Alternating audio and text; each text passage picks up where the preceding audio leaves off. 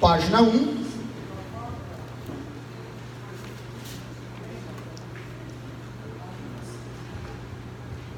Página 1, introdução. Observem essas perguntas retóricas. O que é uma pergunta retórica? Uma pergunta retórica é quando alguém pergunta e já sabe a resposta que a pessoa vai dar. Observe essas perguntas. Página 1, introdução. A oração pode exorcizar uma cidade? Crentes podem ser possuídos por demônios? Eu me lembro que semana passada nós havíamos falado a diferença entre possessão e influência demoníaca.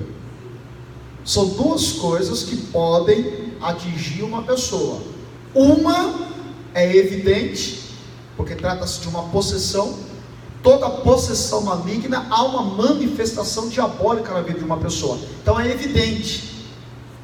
Já a influência maligna, ela é camuflada, dá uma legalidade. E isso aqui é preocupante, porque alguns podem ter comportamento sobre a influência maligna, e aí cometerem seus erros, seus pecados, e não necessariamente estarem possuídos.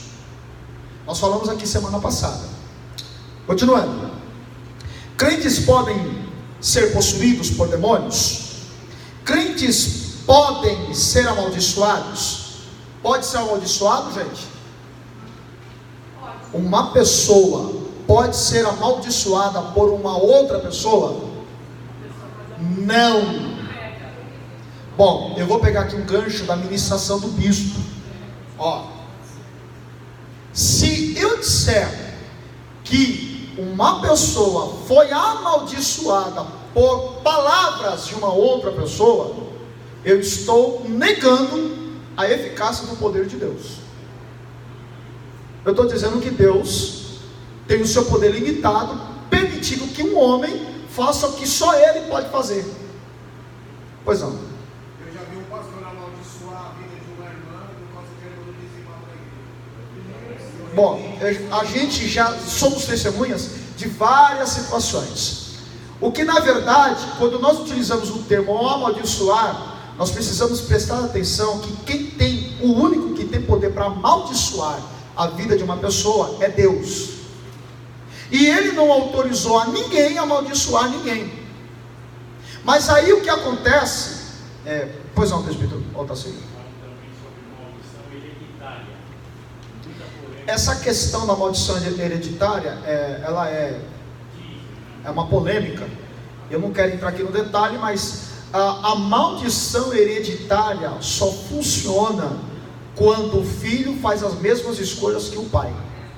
Isso é maldição hereditária. Não existe maldição hereditária para quem escolhe ser filho de Deus. Pois não, diaconisa.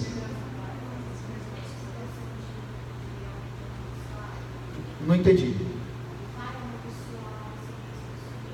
Aí que está. O que acontece quando aquilo que nós chamamos de amaldiçoar, de alguém amaldiçoar alguém, trata-se do poder da palavra. O poder da palavra pode derrubar alguém ou pode levantar alguém. Se alguém lançar palavras, entre aspas, de maldição, essas palavras, entre aspas, de maldição, só terá efeito na sua vida se você absorvê-las. Se você não absorver, nada acontece com você. Porque o único que tem poder para amaldiçoar é Deus. Ele não passou essa autoridade para ninguém. Pela ordem. Irmã Cláudia.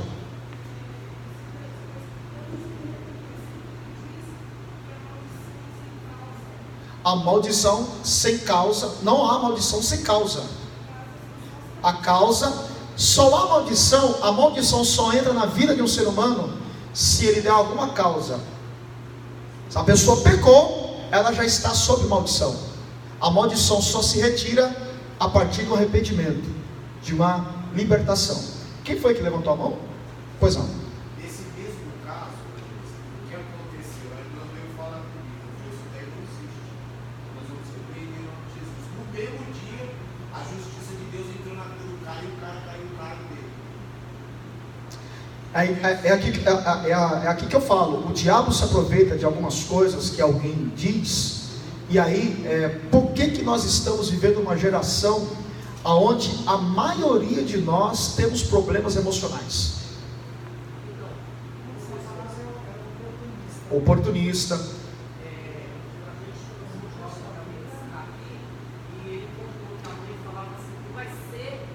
Ladrão, como seu pai era. E ele foi um dos maiores bandidos que teve no lugar onde ele O poder da palavra. Não se trata de maldição. Não é maldição, é o poder da palavra, né? Eu deixei claro aqui que quem tem poder de amaldiçoar é só Deus. E aquilo que nós chamamos de amaldiçoar, na verdade, é quando alguém lança uma palavra e essa palavra terá um efeito.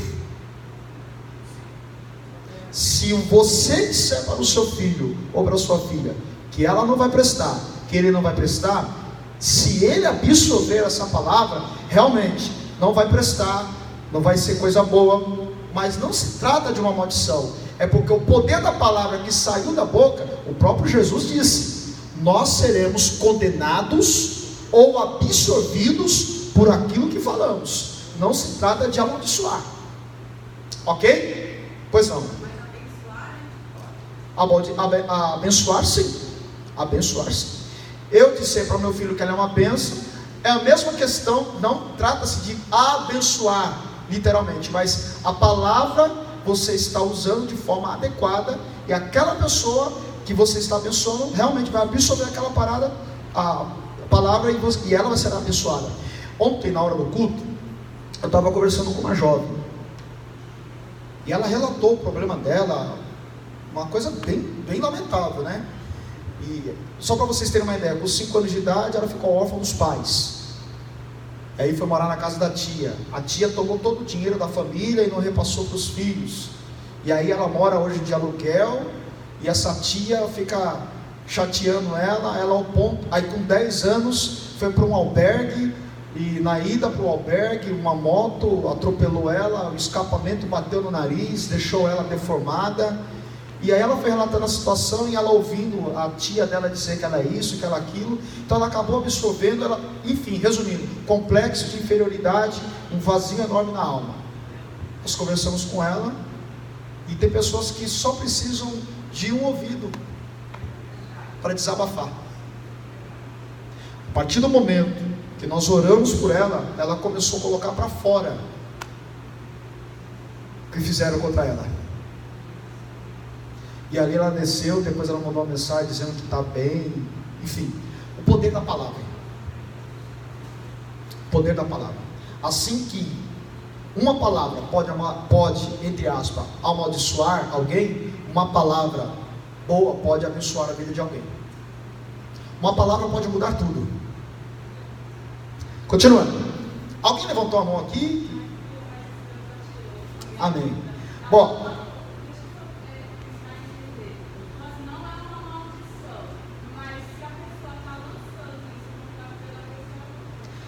o poder da palavra. A palavra tem muito poder. E se alguém que está ouvindo uma palavra mal colocada, maldita, se ela absorver, ela vai implantar isso no vazio da sua alma. E aí ela vai acabar sendo aquilo que a pessoa está dizendo. Mas na verdade não se trata de uma maldição, porque biblicamente falando, só Deus tem poder para amaldiçoar. Não, uma pessoa liberta, ela não vai utilizar algumas palavras. Continuando. Os demônios podem fazê-lo pecar? Sim ou não? Mas uma pergunta aqui para vocês. O diabo pode fazer você pecar? Olha que coisa interessante. Voltando à questão da tentação. Se a tentação é uma proposta, quem caiu, ou quem levou Eva a cair? Foi a serpente? Oi? Foi a escolha. Mas teve uma influência. Teve a influência. A influência ela não pode ser descartada neste momento, as vias do pecado. Preste atenção, todas as vezes que pecamos, o diabo tem a sua parcela. É como se o diabo estivesse do lado dizendo: vai, faz, mas a escolha é sua. Podemos fugir, resistir e expulsar. Eu até acrescentaria uma quarta opção aqui: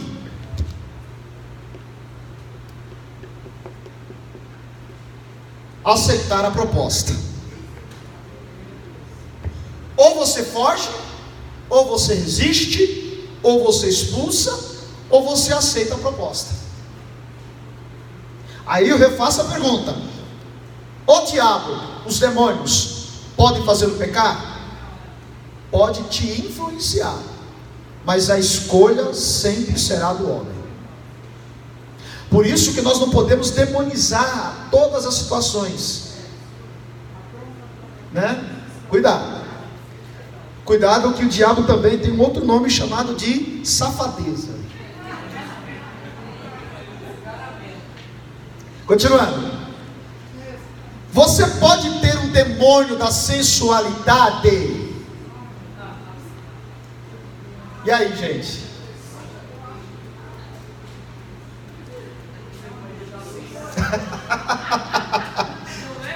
Hein, Diácono Alexandre?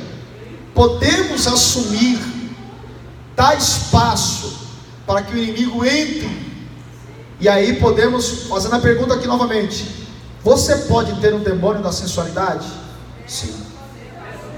Não que nós, aqui, deixa eu melhorar aqui a questão, não que nós incorporemos um demônio e esse demônio faça você rebolar. Não, quem rebola é você, que escolheu a proposta. Vamos lá. Eu fiz uma pergunta, aliás, essa pergunta aqui eu vou fazer para vocês, acho que eu já fiz aqui, já fiz em outros lugares. O diabo, olha só, olha a polêmica, hein? O diabo se preocupa com as roupas que você veste?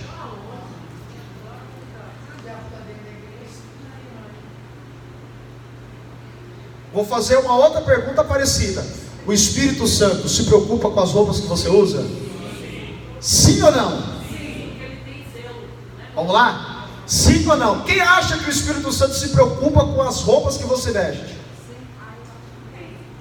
Vamos lá, gente? Abaixa. Agora, quem acha que o Espírito Santo não se preocupa com as roupas que você usa? Só uma pessoa? Teve gente que não levantou a mão e não levantou a mão. Agora, você só tem essas duas opções. A pergunta que eu faço é: primeiro, o Espírito Santo se preocupa com as roupas que você veste? Sim ou não? Levante a mão bem alto. Agora abaixa a mão. Vou fazer uma outra pergunta: o Espírito Santo se preocupa com as roupas que você veste? E se, olha só, olha a polêmica. E se eu te disser que o Espírito Santo não se preocupa com as roupas que você usa?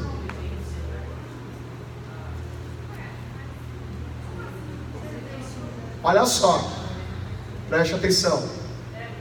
Preste atenção, é uma pegadinha, gente. É uma pegadinha. O Espírito Santo se preocupa com o seu testemunho. Agora, como que você dá um bom testemunho? Se comportando, se vestindo adequadamente. Eu não estou aqui entrando na questão de usos e costumes. Eu estou dizendo que pode alguém despertar a sensualidade numa outra pessoa baseado na sua vestimenta. Pois não. A base da sensualidade, porque, por exemplo, a minha esposa ela veste uma roupa para quem? Para quem? Para quem? Para quem que você se veste? Não é para Jesus, não?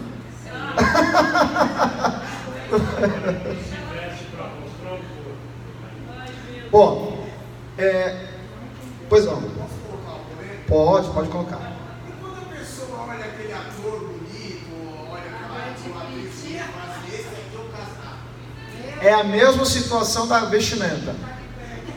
É a questão da influência, irmão.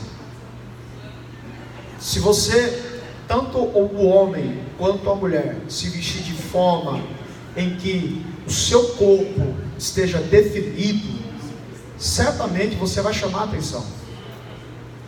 Claro, isso tanto se refere ao homem quanto à mulher. Olha só, Mateus capítulo 6, por favor. Mateus capítulo 6. Dentro dessa questão, olha só, Mateus capítulo 6.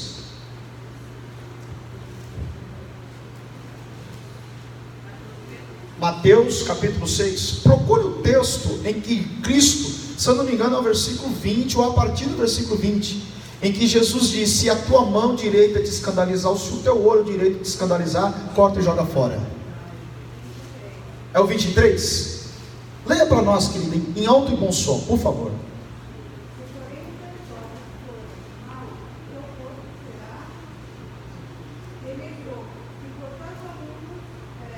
Eu acho que é antes.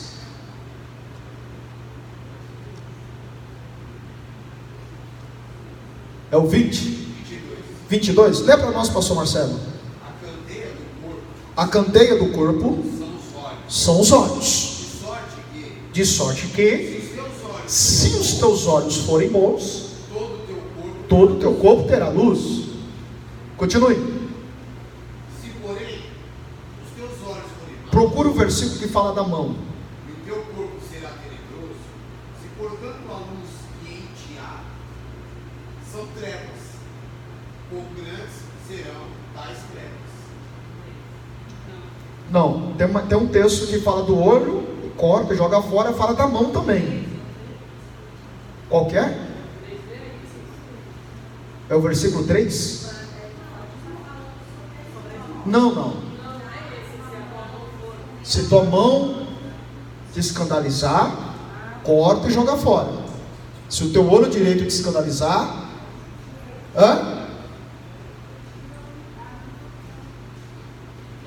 dá uma olhada no capítulo 5, no final do capítulo 5, vê se é esse texto mesmo. Às vezes o tico-teco falha.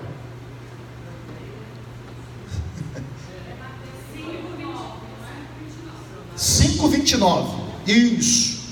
Mateus 5:29. O que está escrito aí? Portanto, se o teu olho direito te escandalizar, arranca e joga fora.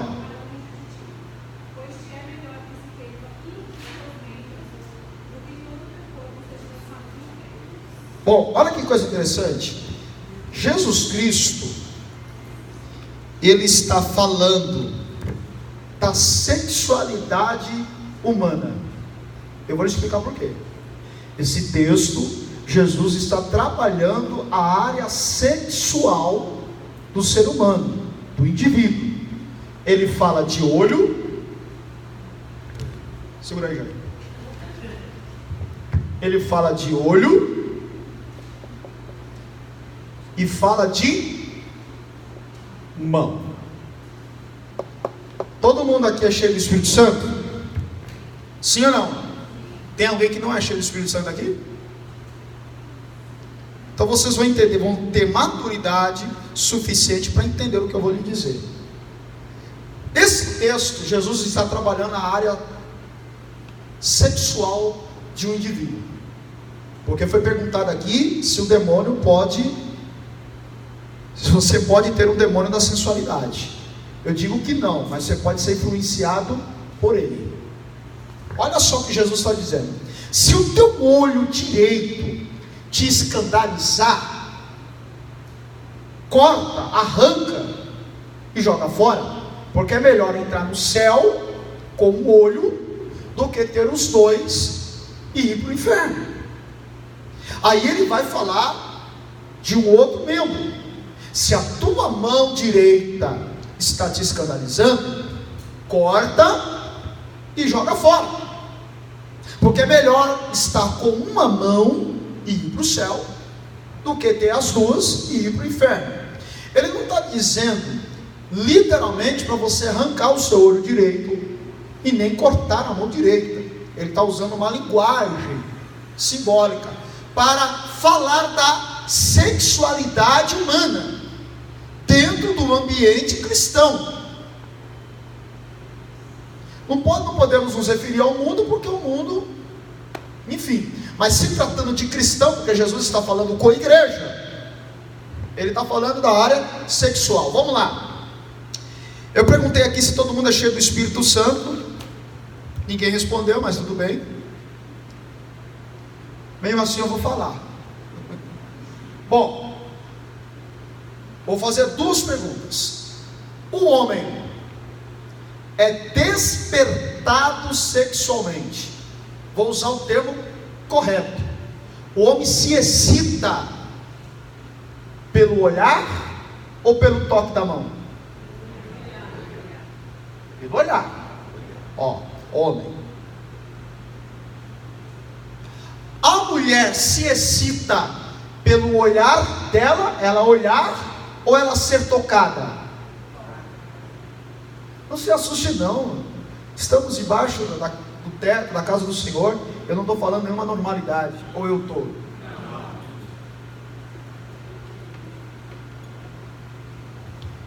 O que Jesus está dizendo é: se o homem está olhando para um corpo de uma mulher e criando fantasias no seu imaginário, ao ponto que Cristo também falou sobre a questão do adultério. O adultério, fisicamente, o adultério dentro da ótica dos fariseus, é quando alguém caía em adultério, literalmente. Aliás, Jesus um dia foi questionado sobre os fariseus, sobre a questão do adultério. Foi pega uma mulher no ato do adultério. Se ela foi pega no ato do adultério, eu te pergunto, ela estava vestida? Ela estava onde? No ato. Ela foi retirada de lá. Para os fariseus, adultério se constituía quando alguém fosse flagrado, ou alguém dissesse: olha, fiz isso, se constituía adultério. Mas aí Cristo veio explicar em Mateus capítulo 5 que o adultério vai muito mais além do que o contato físico. Basta eu olhar e imaginar certas situações. É isso que Jesus está dizendo. E aqui, lembra da corrente da semana passada? Aqui está uma ação maligna. Não que a pessoa está possessa, cheia de demônios, mas há uma influência, e essa influência é baseada no seu comportamento, no meu comportamento, onde o diabo nos observa. A Bíblia diz que há um leão, aliás, 2 leões. Um está perto, o outro está ao redor. Quem é que está perto? Qual é o leão que está perto? Jesus. E quem anda ao redor? Ele fica observando. Então ele vê que o homem está olhando demais. O que ele faz? Exatamente. Agora o que chama a atenção é o seguinte: esse olhar vai gerar uma fornicação, um adultério, uma masturbação. Agora quando você vai para o lado da mulher, já é diferente. A mulher, para ser estimulada, ela precisa ser tocada. Aí que está a pergunta: para uma mulher ser tocada, ela vai ter que permitir. Caso contrário, é 190. E aí a pergunta que surge é: quem é que está te tocando? Essa é a pergunta. Então aqui Jesus trata da área da sexualidade humana, baseado numa influência maligna. Então o diabo pode te influenciar na área sexual. E é aqui que a maioria de nós travamos muitas batalhas. Muitas batalhas. Por quê? Para o casado, o diabo sabe que você não pode ter outra pessoa além da sua esposa. Para o solteiro, o diabo sabe que você não pode se deitar com alguém antes do casamento. Isso aqui é a palavra de Deus, e a palavra de Deus não muda. Não há flexibilidade, não há uma exceção. Voltamos lá, apostila. Alguma dúvida? Não se sai daqui não escandalizado. E nem vai falar para o bispo que eu falei besteira. Olha a outra pergunta.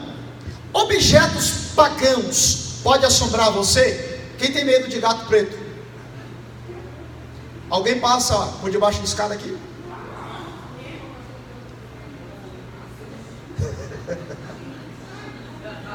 É inacreditável, irmã Sheila, que tem pessoas que têm medo de objetos pagãos.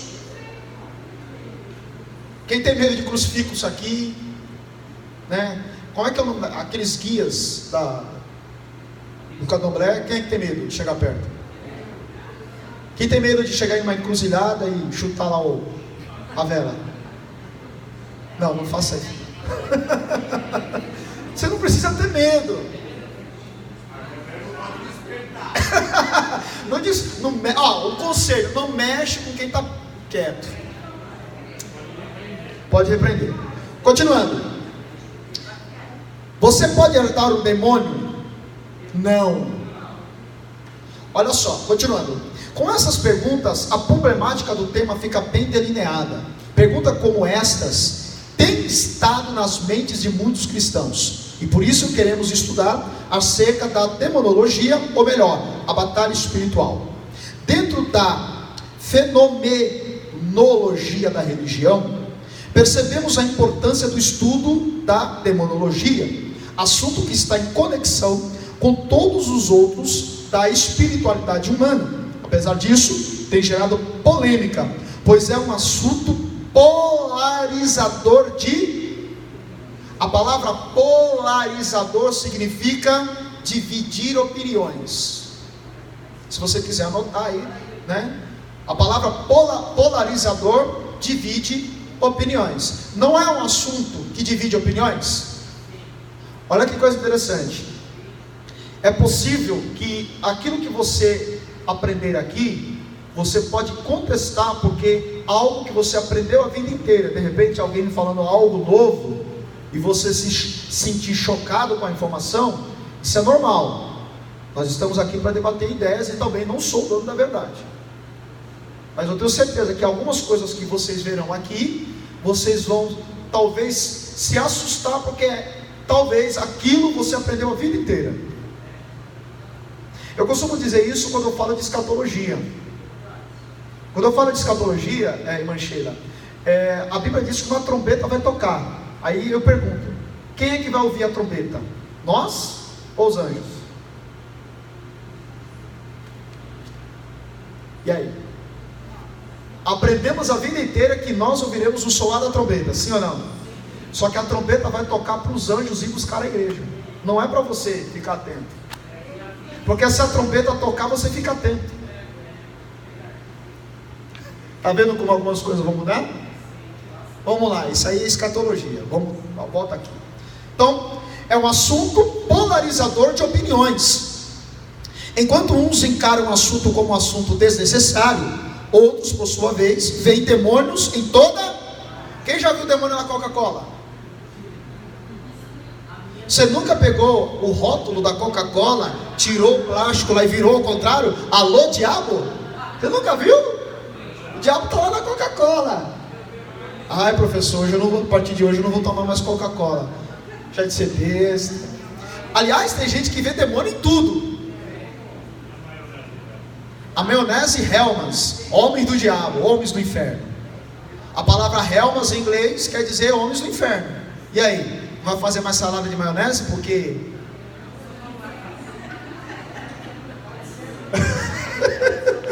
Pois é.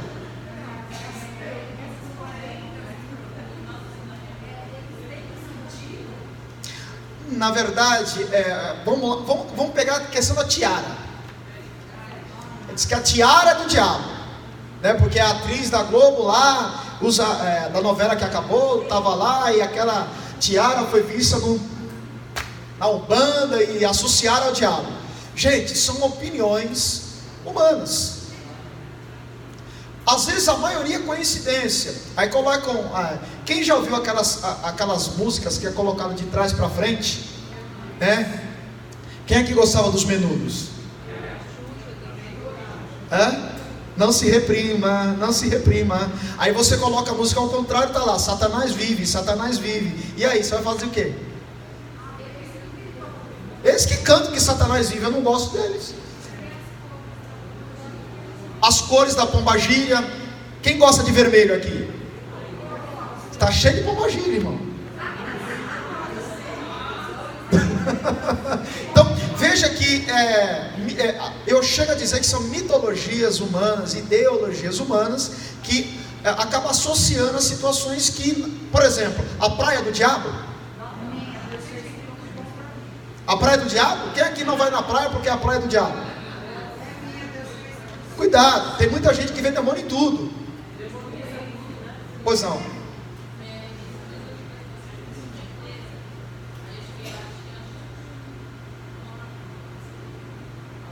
Um negocinho lá.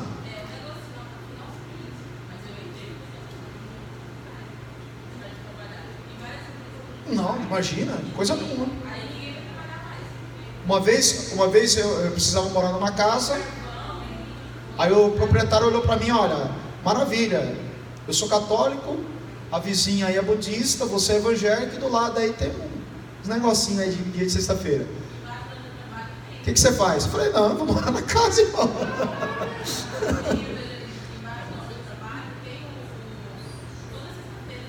Sim, enfim.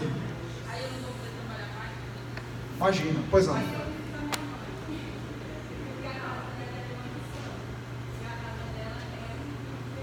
Mas é a sua mãe. Pronto.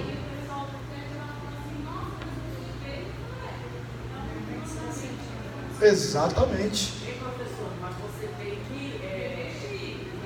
Sim, não pode ir despreparado, né? Vamos lá.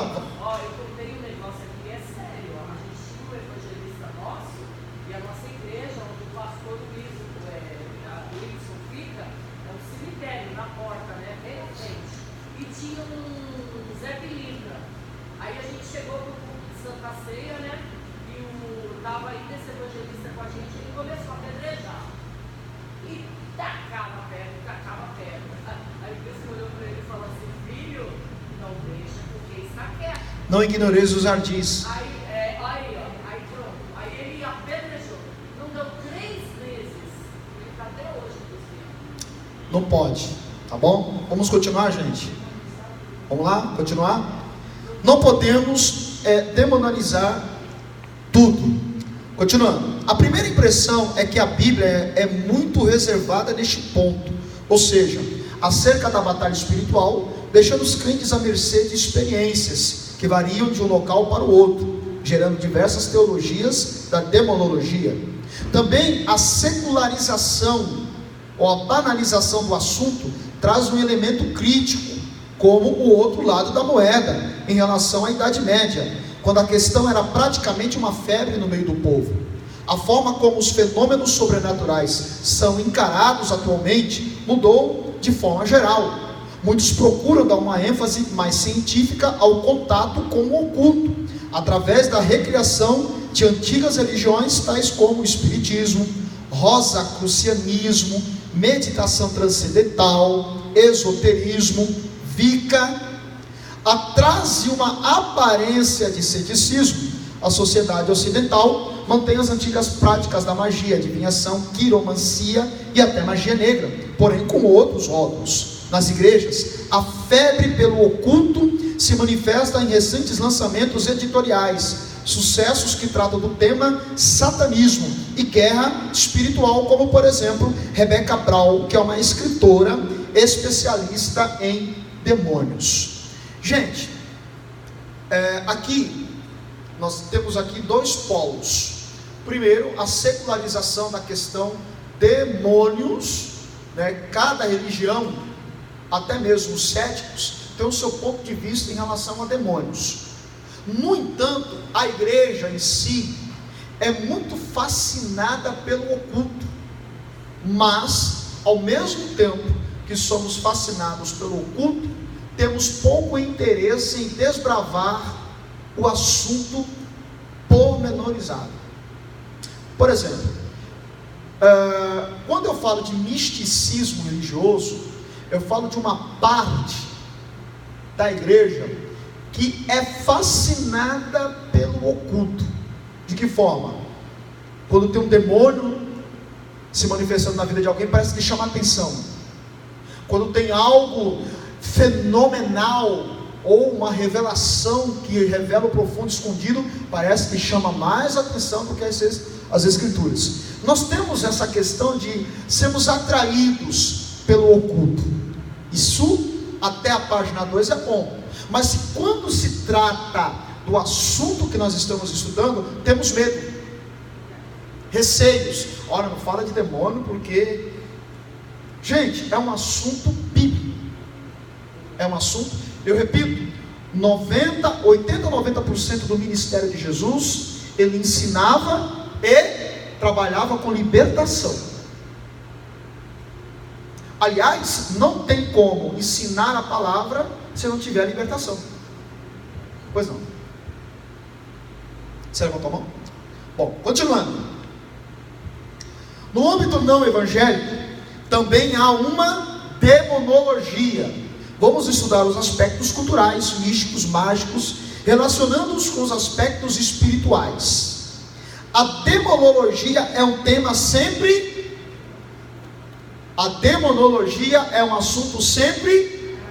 Por que o aspecto demoníaco é atual?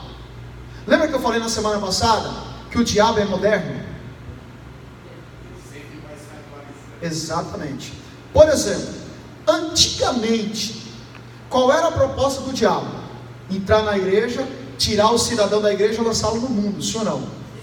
Hoje, ele tira a fé do cidadão, acaba com a esperança do cidadão, mas não tira o cidadão de dentro da igreja, deixa ele dentro da igreja, para contaminar os demais. Perceba que ele muda essa tática. Por exemplo, em Atos capítulo 4, abra aí comigo em Atos capítulo 4.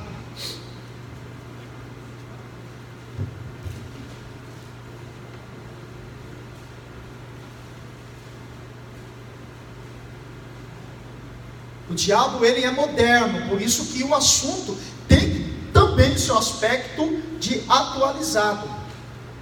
Atos capítulo 4, pega o texto aí, o versículo que diz que os apóstolos Pedro e João foram presos.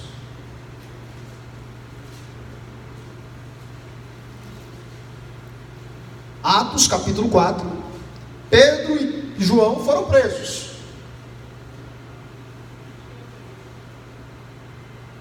Achando aí? 13, leia o 13. Então eles, vendo a ousadia de Pedro e João, e informados de que eram homens sem letras e doutos de maravilhas, e tinham conhecimento de que eles haviam estado com Jesus. Os textos a seguir diz que eles, por causa disso, foram presos. Olha só, foram presos.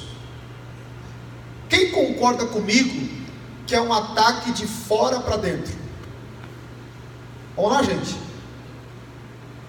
Soldados romanos, enviados pela liderança política, foram enviados para prender Pedro e João. Quem é Pedro e João? Os pastores da igreja.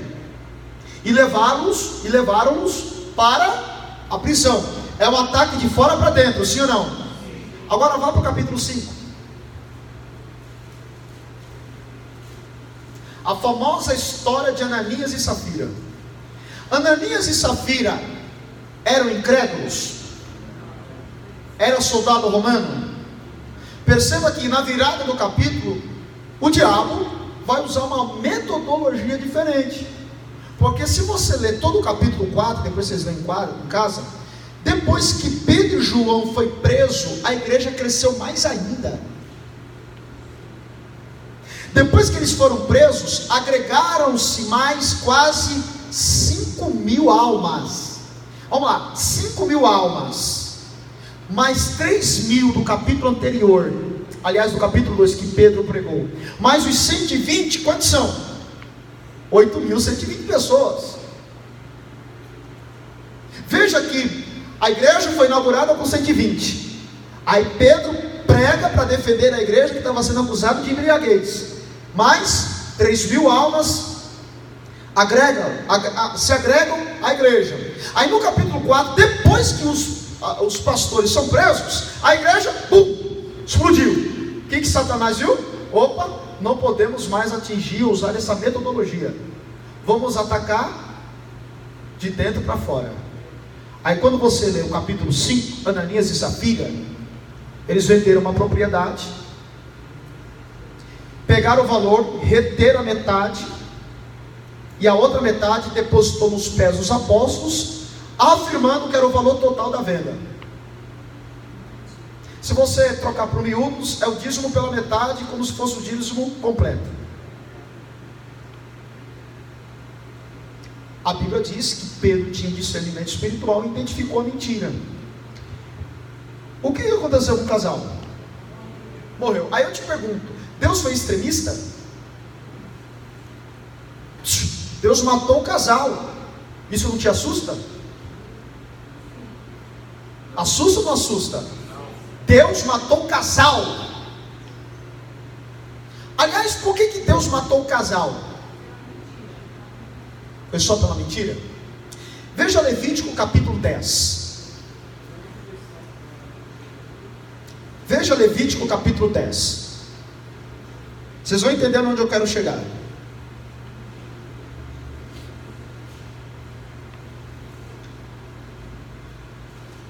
Levíticos capítulo 10. Os irmãos estão conseguindo acompanhar a aula? Até aqui tudo bem? Eu me preocupo, hein? Me preocupo com você. Levítico capítulo 10, versículo 1 e o 2. Quem pode ler?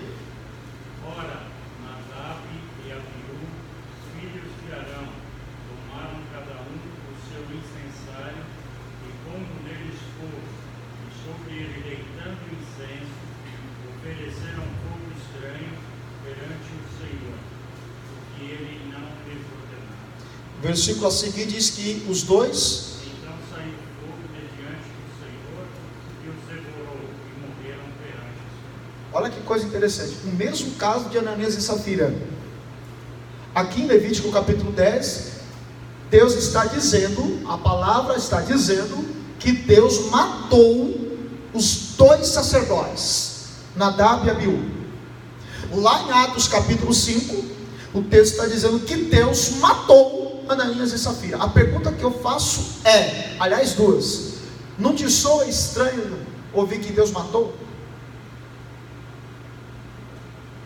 Aliás, não deveria soar estranho, mas algumas coisas extremas que Deus faz são necessárias. Por quê? Porque o problema sai de dentro para fora. Uma coisa é o diabo atacar de fora para dentro, porque você identifica o inimigo, você identifica quais são as armas que o diabo está utilizando. O problema é quando o problema está dentro para fora, porque você não espera que um irmão, que é alguém que você congrega junto, levante o calcanhar para atingir a sua fé. Aí quando isso acontece, Deus precisa em alguns momentos ser extremista. Aliás, Deus é justiça. Vamos lá, por que Deus matou Ananias e Safira? E por que Deus matou Ananias, Nadab e Abiú? Olha só. Pois não? Exatamente. A igreja em Atos está começando. Olha a preocupação de Deus, zelo pela igreja. Se Deus não resolvesse punir de forma clara o problema de Ananias e Safira, e o que eles fizeram poderiam contaminar os demais, e todo mundo poderia fazer a mesma coisa. E aí a estrutura da igreja, as raízes da igreja estariam danificadas. Aí o que Deus faz? Em outras palavras, arranca o mal pela raiz.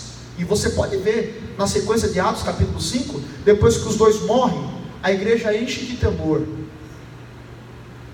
E Deus agrega à igreja aqueles que deveriam ser salvos. Deus tirou o mal pela raiz e a igreja explodiu. Por que Deus matou Nadab e Abiú? Início do ministério sacerdotal. Se Deus não punisse Nadab e Abiú, e estava no início do ministério sacerdotal, o ministério de Cristo, ou a vida de Cristo, estariam comprometidos. Porque a profecia dizia que um dos ministérios de Jesus Cristo era o ministério sacerdotal. E não tem como Jesus iniciar o ministério sacerdotal, porque Jesus, o ministério dele foi triplo: sacerdote, profeta e rei.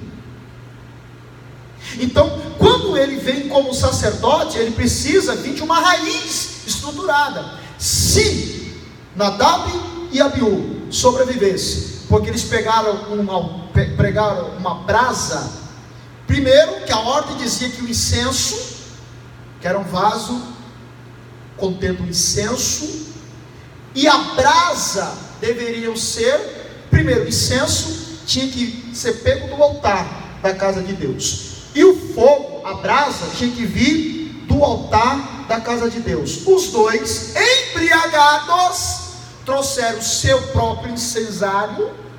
O texto aí é claro em dizer, eles trouxeram o seu incensário, trouxeram a brasa de outro altar, e chegaram aqui, quiseram, no templo, quiseram oferecer para Deus. Aí Deus, se eu permitir, a próxima geração vai fazer pior. Então, para não comprometer o ministério sacerdotal de Cristo, o mal tem que ser tirado. São os ataques de dentro para fora.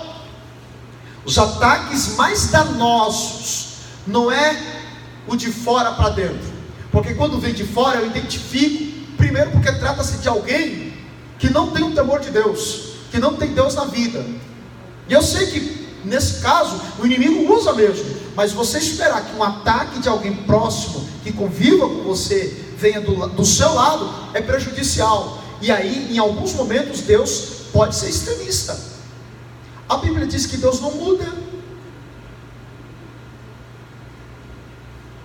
Alguma pergunta? Alguma dúvida? Continuando. Tópico 1.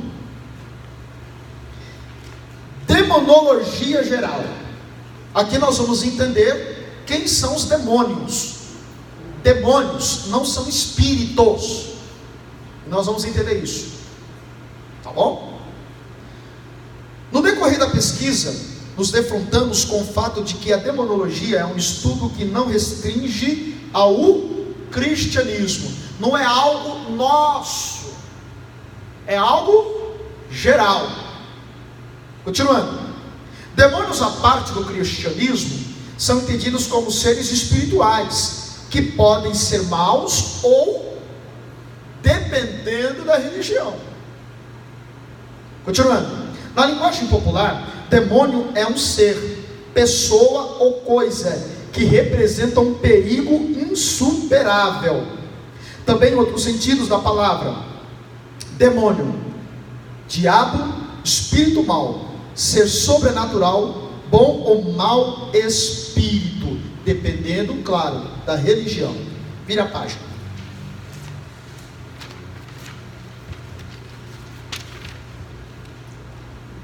Ao contrário do que muitos imaginam, demonologia, e do grego daimon, que quer dizer divindade, e gênio, espírito supra-humano, e logia, ciência. Então, o termo demonologia quer dizer a ciência que estuda as divindades diabólicas ou demoníacas. Não é exclusivamente o estudo dos espíritos malignos. Essa acepção prevalece na teologia cristã. Em outras tradições metafísicas, a demonologia estuda todos os entes sobrenaturais, supra-humanos, ou vai além da humanidade, mas abaixo de Deus, sejam eles benfazejos ou malfazejos. Temos que distinguir dois pontos de vista sobre o assunto: o ponto de vista das religiões em geral e o ponto de vista da religião. Nas religiões em geral, o termo descreve estudo de seres espirituais, enquanto que no ensino cristão o ensino de poderes pessoais, criaturas malditas por Deus, por causa da sua maldade. Está junto aí por causa de um erro de digitação, tá bom? Uma pergunta que procuramos responder no decorrer desta monografia é: se estes espíritos podem ser compreendidos como a mesma coisa que a Bíblia denomina demônios. Bom, mais 10 minutinhos nós terminamos a aula, tá bom? Quem são os demônios? Eu já adianto que demônios não são espíritos. Ainda que a Bíblia utiliza o termo espírito para denotar os demônios. Paulo ele vai dizer assim que nós, nos últimos dias, sofreríamos as doutrinas dos demônios, ou espíritos enganadores. Então veja bem, como eu já disse, a palavra espírito é uma coisa, demônios são outra coisa. Só que a palavra espírito denota que os demônios têm corpo. Vamos lá, espíritos, o que são espíritos mesmos? Qual é o corpo de um espírito? Uma corrente de ar, um vulto. Aliás, a gente chama de vulto, mas espíritos nada mais são do que uma corrente de ar. Se você pegar pelo o idioma no original grego, ar, vento. Aqui dá uma ideia do corpo, porque todo demônio tem um corpo. Sim ou não? Sim ou não, gente?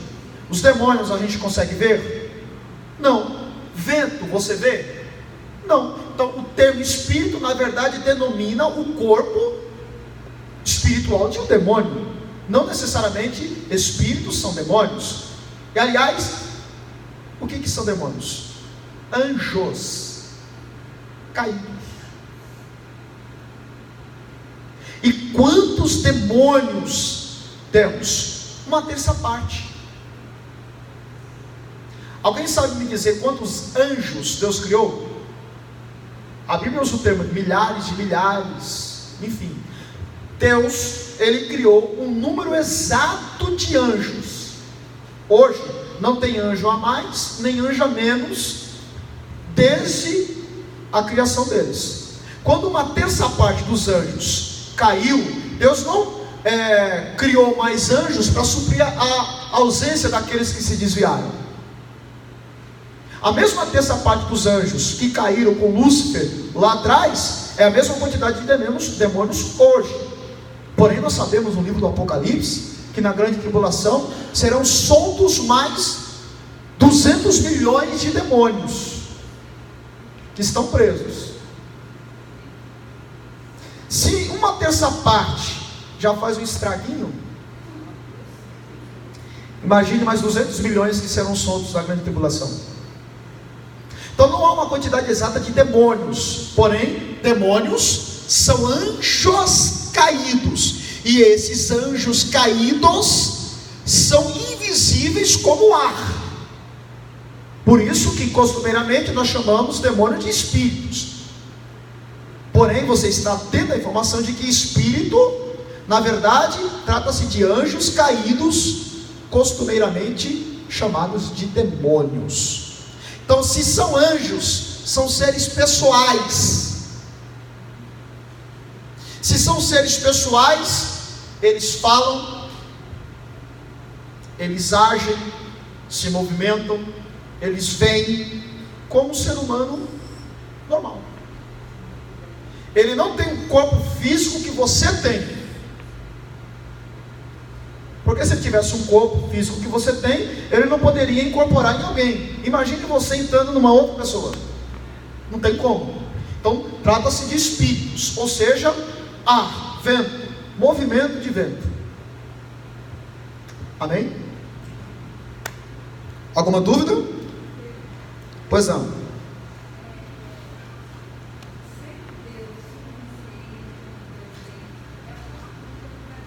Sim.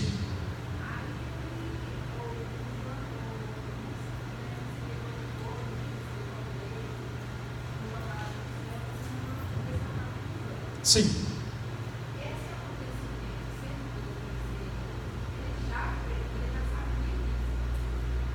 Bom, essa é uma pergunta corriqueira. A nossa irmã está perguntando se Lúcifer, que foi criado por Deus, quando ele se rebeliou com a terça parte dos anjos, na onisciência de Deus, Deus já não sabia?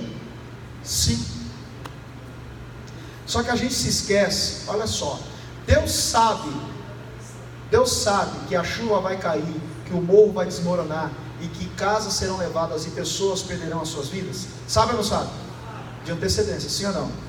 Só que tem um detalhe que a gente se esquece, que Deus é onisciente, conhece todas as coisas de antemão. Olha que coisa interessante. Qual seria a denominação que nós daríamos ao Deus que nos mantém perto dele a ferro e fogo? Nos tiraria uma questão chamada de livre-arbítrio, poder de escolha. Deus, ele é tão bom, tão amoroso, tão justo, que ele não mantém ninguém perto dele com uma faca no pescoço. Ele sabe de antemão o que nós faremos, só que ele deixa com você, com Satanás e com Lúcifer, o poder de escolha. Por quê? Porque ele não pode negar a si mesmo. Ele é amor, ele é justo, e por esse amor de Pai, por essa justiça de Deus, ele permite que Lúcifer se rebele contra ele, mesmo sabendo de antemão, porque ele não pode manter uma criatura sua presa com uma faca no pescoço. Eu poderia resumir isso chamando Deus de amor. Nesse ponto da história, Deus amava a sua criatura Lúcifer. Lembra da história do filho pródigo? O pai poderia ou não poderia não dar a herança? Poderia. Ele poderia dizer: eu não vou dar minha herança para você. Só que o pai, que ali representa Deus, divide a herança. Um detalhe: herança só se divide depois da morte do pai. Quando o filho pródigo pede para o pai a herança, ele está dizendo nas entrelinhas que para ele o pai dele morreu. E não tem coisa mais dolorosa de que ouvir de um filho que para mim o Senhor morreu.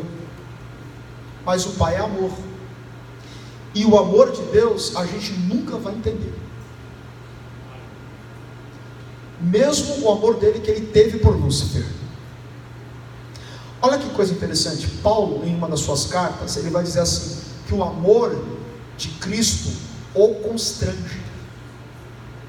E aqui a palavra constrange significa vergonha. Paulo está dizendo assim: o amor de Cristo por mim me envergonha. E por que envergonha Paulo? Porque quando Cristo olha para Paulo cheio de defeito e o ama, Paulo está dizendo assim, que ele não consegue olhar para o seu semelhante com os defeitos dele e amá-lo como Deus o ama. Por isso o amor de Cristo me envergonha. Jamais entenderemos o amor de Deus. Amém? Continuando, o que são os demônios?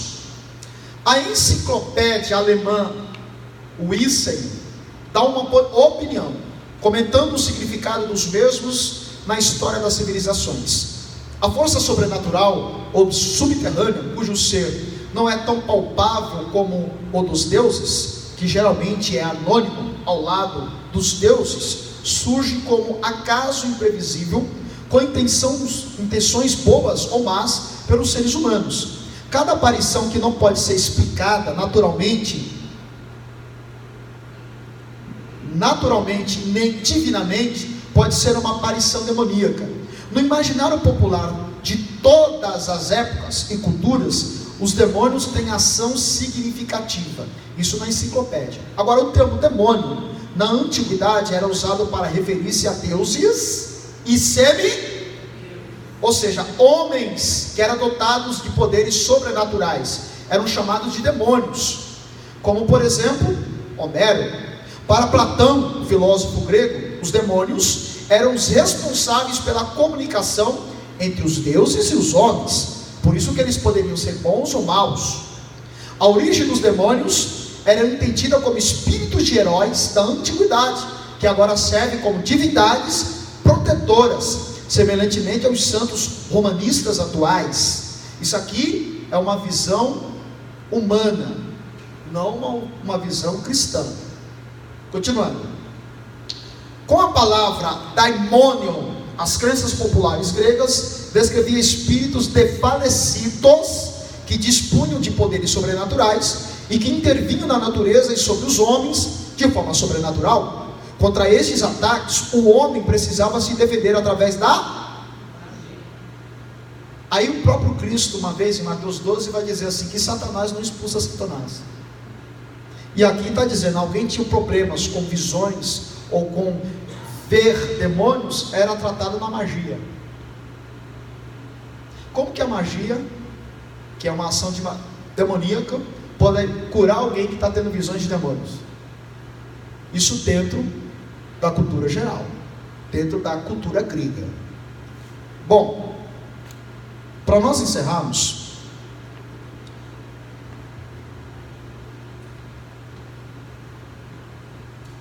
há 3 nomes que são dados para Lúcifer. Ó, anotem aí. Lúcifer, demônio, diabo, Satanás. Mas aí você me pergunta, Lúcifer, demônio, diabo, Satanás não é a mesma pessoa? É a mesma pessoa. Mas perceba, quando a Bíblia, por exemplo, utiliza o nome de Satanás, ali tem uma função específica do ser dele.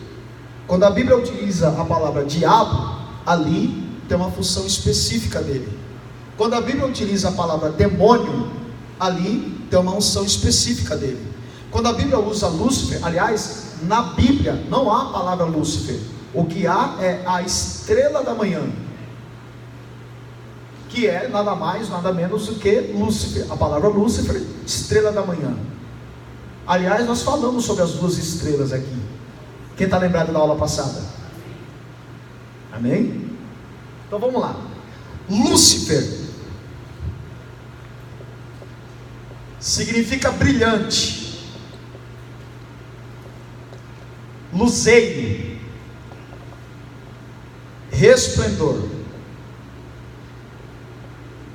Ou seja, antes dele se rebeliar, ele era brilhante, luzeiro, resplendor. Ou seja, a obra perfeita de Deus. A obra perfeita de Deus.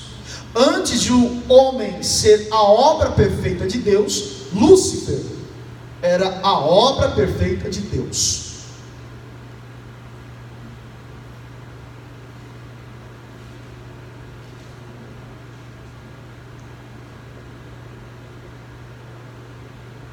Essas 3 terminologias estarei dando na próxima aula. Aula encerrada.